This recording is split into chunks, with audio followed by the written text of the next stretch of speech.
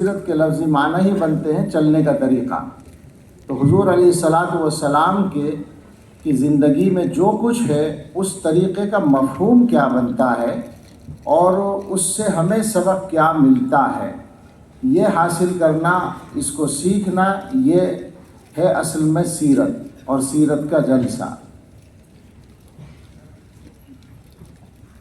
گستاخیوں کی پہلے ہی میں معذرت چاہ لوں جہاں بھی پہنچتی ہو گستاخی، لیکن بات کہنے کی بات کہی جائے گی کہ ہم مسلمانوں نے سیرت کا اور سیرت کے جلسوں کا یا حضور علیہ الصلاۃ والسلام کے ذکر خیر کا ایک محدود موسم مقرر کر لیا۔ یہ صحیح ہے کہ میلاد نبی صلی اللہ علیہ وسلم، میلاد کا ترجمہ ولادت نبی، نبی صلی اللہ علیہ وسلم کی پیدائش مبارک انسانی تاریخ کے اعتبار سے سب سے زیادہ خوشی کا موقع ہے، بالکل صحیح ہے۔ اور یہ خوشی اس وجہ سے ہے کہ دنیا کو ہدایت کا راستہ جس ذات اقدس کے واسطے سے ملنا اللہ تعالیٰ کی طرف سے ہمیشہ کے لیے مقرر تھا، قیامت تک کے لیے، اس ذات اقدس کی آمد اس مہینے میں ہوئی۔ لیکن اس کا تقاضا یہ تو نہیں تھا کہ صرف 12 تاریخ کو یا صرف 12 دن یہ ذکر خیر کر کے چھٹی کر دی جائے۔ ذکر خیر تو 12 مہینے ہونا چاہیے نا۔ میں 12 کی مناسبت سے چلا گیا 12 مہینے کی طرف، اور یہ اردو کا محاورہ بھی ہے۔ 12 مہینے ہمارا اشتغال ہونا چاہیے حضرت محمد الرسول اللہ صلی اللہ تعالیٰ علیہ وسلم کی سیرت کے ساتھ، اور اس کے لیے دونوں باتیں ضروری ہیں، علمی اعتبار سے بھی مشغول ہوں اور عملی پہلو سے بھی۔ عمل کرنے کے لیے علم کی ضرورت ہوگی۔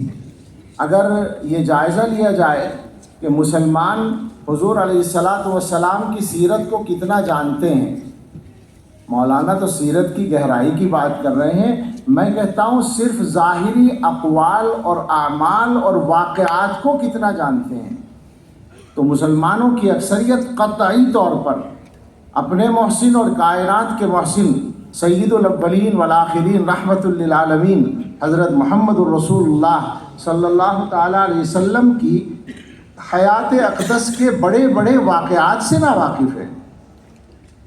آج کا وہ نوجوان جو، یہ دنیا ہمیں معاف کرے، فلمی ایکٹرز اور کھلاڑیوں کے ایک ایک ریکارڈ کو محفوظ رکھتا ہے، جس نوجوان کو یہ یاد ہے کہ کس کھلاڑی نے کس کا ریکارڈ توڑا، اور جس نوجوان کو یہ یاد ہے کہ کس ایکٹر کی کون سی فلم کامیاب، صرف محبت کے اظہار سے کام نہیں چلے گا۔ محبت اظہار کہہ رہا ہوں میں، محبت کے بغیر بھی کام نہیں چلے گا۔ محبت ایمان کی شرط ہے۔ محبت کے سلسلے میں ہمارا عقیدہ یہ ہے کہ اگر کسی مسلمان کے دل میں رسول اکرم صلی اللہ تعالیٰ علیہ وسلم کی محبت میں ادنا سی بھی کمی ہے تو وہ مسلمان نہیں ہے۔ اگر کوئی آدمی ادنا سی گستاخی کا ارادہ بھی کرتا ہے تو وہ مسلمان نہیں ہے۔ یہ فتویٰ ہے، یہ گویا فیصلہ ہے بالکل۔ مسئلہ یہ نہیں ہے، مسئلہ محبت کا ہے۔ محبت تو اللہ رب العزت نے مسلمانوں کو عطا کر دی ہے۔ میں یہ بات سوچتا ہوں اور کہتا ہوں کہ شاید اللہ تعالیٰ کی طرف سے مسلمانوں کے ایمان کی حفاظت کے لیے یہ انتظام ہے کہ مسلمانوں کے دلوں میں حضور علیہ السلام کی محبت اللہ تعالیٰ نے سب سے زیادہ ڈال دی ہے، چونکہ وہ ضروری تھی ایمان کے لیے۔ اور جس طرح کے طوفان ہمارے ایمان کو خراب کرنے کے لیے دنیا میں چلنے آتے ہیں اور چل رہے ہیں، ان کا علاج، ان کا مقابلہ اسی محبت سے ممکن تھا۔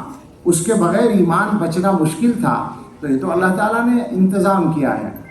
وہ جو اقبال نے کہا ہے، وہ فاقہ کش کے موت سے ڈرتا نہیں ذرا، روح محمد اس کے بدن سے نکال دو۔ یعنی پہلا مصرع دوسرے مصرع کی دلیل ہے اصلاً کہ روح محمد کی برکت ہے کہ یہ فاقہ کش موت سے نہیں ڈرتا۔ تو یہ مسلمان کی طاقت ہے۔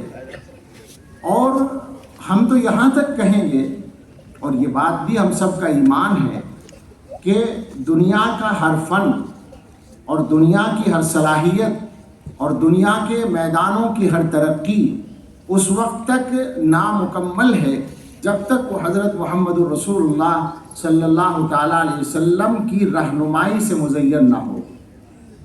یہ بات سب کو پسند نہیں آئے گی، دوسروں کو پسند نہیں آئے گی، لیکن ہم ایک بات کہتے ہیں، ایک شعر ہے جو مجھے یاد آتا ہے اور میں سیرت کے جلسوں میں سنا دیتا ہوں۔ مجھے نہیں معلوم کس کا شعر ہے، یہاں ایک مجمع ہے علی گڑھ کے لوگوں کا، اہل ادب ہیں، اگر کسی کو معلوم ہے ذرا مجھے بعد میں بتائیے گا۔ پڑھی گئی تھی ہمارے یہاں دارالعلوم کے ایک چھوٹے سے پروگرام میں، ہمارے شعبہ تجوید کا ایک پروگرام تھا، اس میں قاری صاحب نے نعت پڑھی، اس کا ایک شعر ذہن سے چپک گیا، باقی نعت بھی یاد نہیں ہے، شاعر کون ہے نہیں معلوم، اور مضمون اس کا یہ ہے کہ وہ جو سائنسی دنیا میں سب سے بڑی چھلانگ مانی گئی انسان کی کہ وہ چاند پر پہنچا 1969 میں، تو اس کی تلمیح کی ہے شاعر نے۔ آپ جانتے ہیں کہ چاند پر جانے والے جو تھے وہاں سے مٹی لے کر آئے تھے۔ ہمارا شاعر کہتا ہے بن تیرے وسیلے جو بلندی پہ گئے ہیں، وسیلے کا مطلب ناراض نہ ہو، کچھ لوگ وسیلے کی وجہ سے پریشان ہو جاتے ہیں، رہنمائی ہی مراد ہے۔ بن تیرے وسیلے جو بلندی پہ گئے ہیں، مہتاب پہ جا کر بھی انہیں خاک ملی ہے۔ مٹی لائے نا، اردو کا محاورہ ہے کہ کیا لے کے آئے، خاک لے کے آئے۔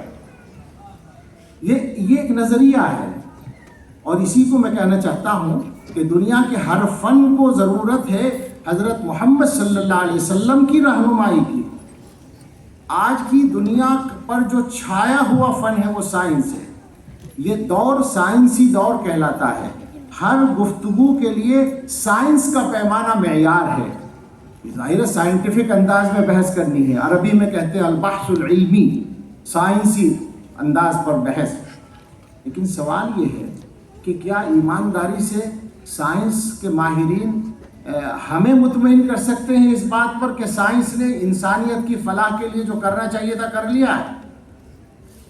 حضرت محمد صلی اللہ علیہ وسلم کی جو رہنمائی اس سلسلے میں ہے وہ ہے کہ وَيَتَفَكَّرُونَ فِي خَلْقِ السَّمَاوَاتِ وَالْأَرْضِ رَبَّنَا مَا خَلَقْتَ هَذَا بَاطِلًا سُبْحَانَكَ۔ منزل یہ تھی کہ دنیا پہ غور و فکر کیا جاتا اور خالق تک پہنچا جاتا۔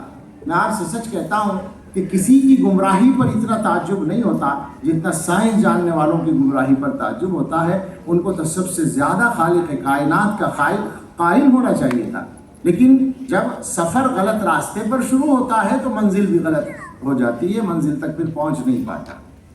تو اصل پیغام یہ ہے، اور وہ پیغام دوسروں کو تو ہم بعد میں دے پائیں گے۔ آج کل ہم لوگ اپنے جلسوں کا کبھی کبھی نام رکھتے ہیں کہ حضور انسانیت تک وہ پیغام پہنچانے کا کام کرے گا کون؟ جو لوگ اپنے گھروں سے اس پیغام کو نکالے بیٹھے ہیں، ان کا منہ ہے دوسروں تک یہ پیغام پہنچانے کا۔ اصل مخاطب تو پہلے ہم اور آپ ہیں، مسلمان ہیں، ان کا کلمہ پڑھنے والے ہیں، ان سے محبت کا اظہار کرنے والے ہیں۔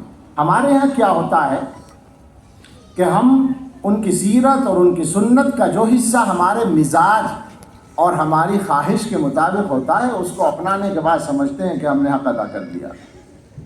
یہ معاف کیجئے گا بہت کھری بات ہے، لیکن اور کھری بات کڑوی لگتی ہے کہ ہم نے دین کے حصوں کو تقسیم کر رکھا ہے۔ ایک آدمی سمجھتا ہے نماز کی پابندی بہت ضروری ہے، نماز وہ پڑھ لیتا ہے، اس کے بعد اسے کوئی پریشانی نہیں ہوتی جھوٹ بولنے میں، غیبت کرنے میں، لوگوں پر ظلم کرنے میں۔ ایک آدمی سمجھتا ہے کہ حلال کھانا بہت ضروری ہے، پیغمبر صلی اللہ علیہ وسلم نے سکھایا ہے کہ اپنی محنت سے کماؤ، لہٰذا وہ کرتا ہے، لیکن مسجد جانے میں اسے تکلف ہوتا ہے۔ تو دین کے جو حصے ہمارے ذوق و مزاج کے مطابق ہوتے ہیں ان کو ہم لے لیتے ہیں اور باقی کو چھوڑ دیتے ہیں۔ یہاں مناسب ہے کہ وہ مضمون ذکر میں آ جائے جو ہمارے ملک کی تاریخ میں کہہ سکتے ہیں کہ سب سے بڑی دینی شخصیت امام ربانی حضرت مجدد الفسانی رحمۃ اللہ علیہ۔ آپ جانتے ہیں کہ ان کی وجہ سے اس سے پہلے بھی کئی حضرات ہیں